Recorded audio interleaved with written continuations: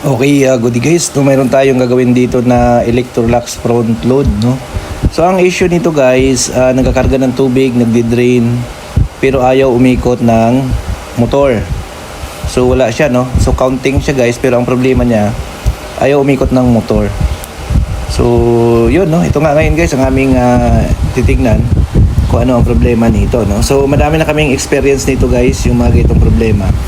No, lalo na sa Electrolux, no, nagkakarga lang siya ng tubig, then after mamit yung karga, hihinto. Tapos pag i-drain nyo, ilagay nyo sa spin, magdi-drain.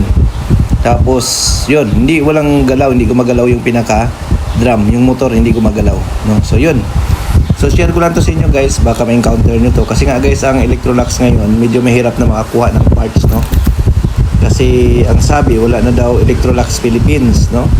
So medyo mahirap pakakahanap, parang wala na kami makukuha or makikitang service center na Electrolux. Hindi ko lang sure sa ibang area kung mayroon pang service center si Electrolux, no. Pero ang dami na naming hinahanap na parts last time.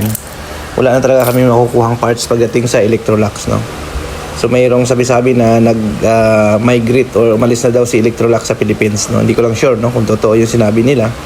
Pero wala na talaga kami makukuhang parts, no, pagdating sa Electrolux, no. So yan.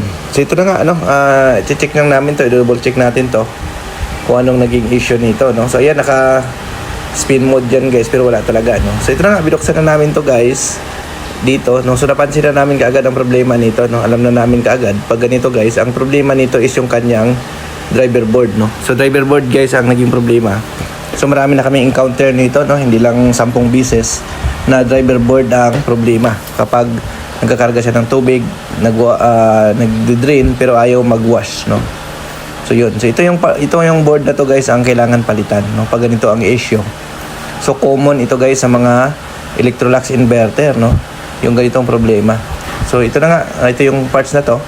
Ito yung pinaka driver boards na guys, no. So ang kadalasan naging sira nito guys yung IPM, no. So kung may pamalit kayo ng IPM, pwede nyo siyang palitan. Pero usually wala kang mahanap, medyo mahirap makakakuha, no, kasi nagtry kami magpalit nito last time galing sa ibang modelo. So yung IPM niya hindi siya nag-match, no, galing sa ibang model, no. So kailangan kasi by model itong Electrolux, no, yung Electrolux inverter. So ito yung parts na to guys ang kailangan palitan kapag ganun ang issue. Basta tandaan nyo, kapag nagkakarga siya ng tubig, nagdi-drain, walang galaw yung motor, wala namang putol yung wire.